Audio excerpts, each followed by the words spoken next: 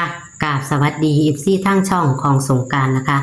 มื้อนี้จะพามาตามแนวทางของหน้าดวงนะคะหน้าดวงสุดยอดค่ะเข้าอีกค่ะมื้อนี้เป็นมื้อที่สองนะคะเข้าอีก2 มื้อซ้อนนะคะเป็นเลขวิ่งกันค่ะพี่น้องเป็นเลขวิ่งกันนะคะของหน้าดวงนะคะก็ขอกดไลค์กดแชร์ให้กับหน้าดวงหรือว่าเป็นกำลังแรงใจให้กับหน้าดวงนะคะผู้ใดมีโชคมีหมานก็ทักไปหาหน้าดวงได้นะคะก็ให้เบอร์โทรของหน้าดวงตลอดนะคะพี่น้องเฮาจะให้เบอร์โทรของหน้าดวงถ้าเป็นกำลังแรงใจอย่างให้น้ำชากาแฟหน้าดวงก็ทักเพิ่นไปได้เด้อค่ะพี่น้องแต่เลขเพิ่นเข้า2 มื้อซ้อนแล้วค่ะนี่ค่ะเห็นบ่ค่ะพี่น้อง7889ตัววิ่นของเพิ่นจับคู่หรือว่ากอดข้อกันมาเลยค่ะ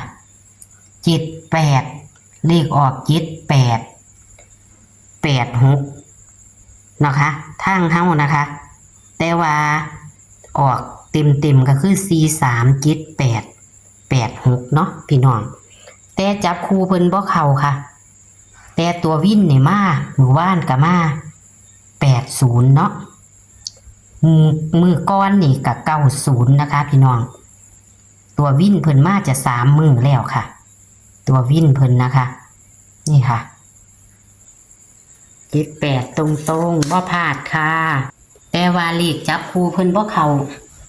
แต่ก็อันนั้นก็ซ้ำเพิ่นจับคู่ล่ะเนาะค่ะเนาะซ้ำเพิ่นจับคู่ไว้นั่นล่ะเอามื้ออื่นนี่วันที่5 สิงหาคม69เพิ่นจะให้เป็นตัวใดเฮามารับชมรับฟังกันได้เลยค่ะฮัลโหลจ้าสวัสดีค่ะเข้าอีกแล้วนะดวงดีใจนำเอาแล้วกันตัวจอเนาะแต่ว่าจับได้อยู่ดีล่ะนะจับให้เพิ่นโหลดเปียงตัววิ่นก็เลยจับมันก็ว่าอีหางดอกแม่นเบิ่งเราเบิ่งหมู่บ้านนี่มันมี0มี1มี8มี9เนาะค่ะเกือบเข้า3ตัวนั่นแล้วได้เข้า2สูตรนี่สูตร1รุดสูตร1ก็ต้องเข้าค่ะ7889งามว่างามอยู่แต่ว่าหังก็บ่ได้ซื้อนำซื้อก็สิรุดมันก็บ่ได้ซื้อหรอกมันก็ปล่อยไปมันก็ซื้อค่ะแรกมันบ่เบิ่ง7889มาเข้า78ตรงๆวันนี้แม่แล้วมันทานเข้าอีกทานรุดค่ะไปเที่ยวเอาปานนี้มื้อนี้สิเอาอีหยังค่ะมื้อนี้เอาคือเราเลยจ้ะเอาตัวเก่านี่บ่ถ้าเฮาถิ่มตัวนี้มันก็สิเข้าตัวนี้นะแม่นอยู่ดอกว่าให้เพิ่นเบิ่งเอาค่ะค่ะตัววิ่งเข้าก็6จ้ะ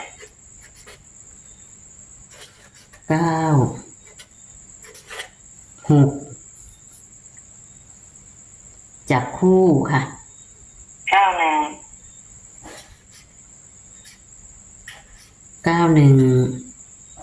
94 96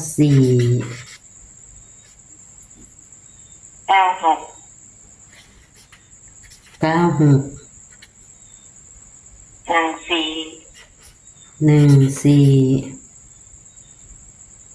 16แล้วก็46ครับ46แม่นบ่ค่ะจ้ะ46ตัวนิ้น9จ้ะมันก็2ตัวแต่ว่าให้แห้งเก่าจ้ะเป็น91กับ46จ้ะวิ่งมื้อนี้น้อยโต อืม อันนี้เบิ่นนะ ค่ะเบิ่นคือหมู่ว่านตัวนี้เนาะ จ้ะ ค่ะ อยู่ ตั กิ วน มี3มี4 สี่ 4 5จ้ะ โอ้สี่ห้า 3 4 4 5เอ้ยลืมตัดหลีกตัวนี้แหละสี่ห้าเขียนหาไปเลย ค่ะ 3 4 4 5จักผู้อะไรกับพวกนี่จักผู้อีก อืม มี3 4 3 5 กะสี่ 4 4 4 5แค่นี้จ้ะ อืม แต่ว่ามันเข้าตรงๆแล้วมื้อนี้ อืม จับบ่หัน จับให้เพิ่นก็ได้จ้ะ ค่ะอาจับ3 4ก่อนเห็นบ่ จ้ะ 3 4 3 4 3 5 3 5 4 4 4 5แค่นี้จ้ะ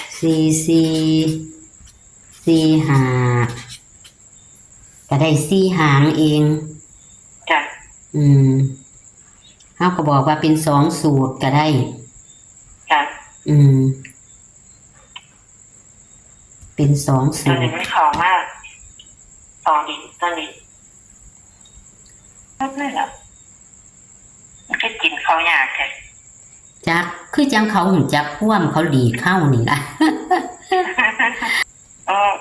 ยังว่าสูตรไอ้วินนี่ยังว่าพอได้ไอ้อุ่นใจน้ำอยู่ อื เลย มนี่แหละของมีของเจ้าแหมจังว่าบัดนี้คนก็เบิ่งหน่อยลงได้บาดนี้ โอ้ยสันดอก ยอดรายได้ยอดอีหยังเฮาก็บ่ได้หลายเลยล่ะ มันนั่นเนาะอยู่บ่ได้มันก็ช่องน้อยอยู่แล้วเนาะ เรื่องของยังไงเป็นไงเนี่ยมัน อืม ต้องคนกับพวกเขา อืม ดีโลอันดังมากจน แต่บ่เขาเจ้าก็มีคนเบิ่งเขาเจ้าหลายนี่ แต่เฮานี่บ่เข้าล่ะหันบ่มีคนเบิ่งเลยบาดนี้ คนน้อยลงหมดเลยจ้ะ ทั้งน้อยลงกว่าเก่าหน่อยแสดงหน่อยลง แต่ว่าก็จักสิเฮ็ดจังไดเนาะ ก็สิเขาไอ้คนว่าเบิ่งไงนะ แม่นค่ะจักสิเฮ็ดจังไดเอาแต่ว่าก็เอาเบอร์โทรหน้าลงอยู่ดอกคาเทียมีโทรไป มีคนโทรไป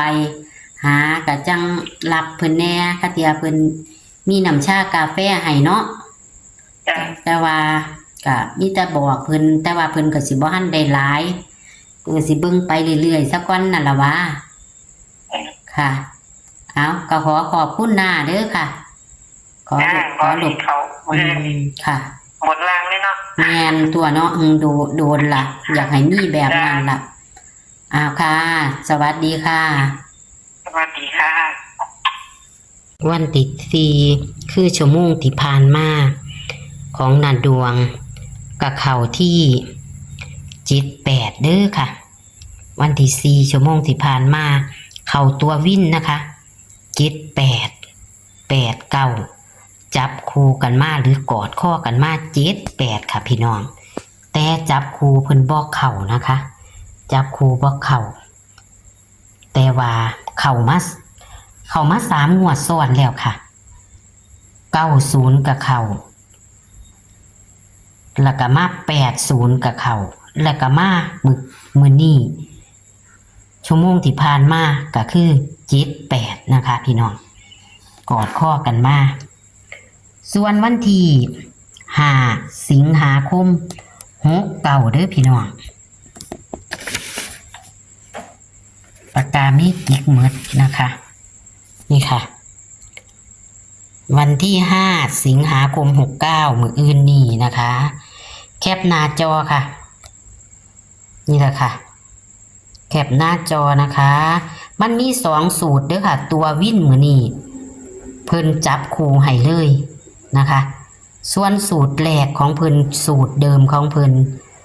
ก็คือวิ่ง9กับ6ให้รูด9นะคะ จับคู่91 94 96 14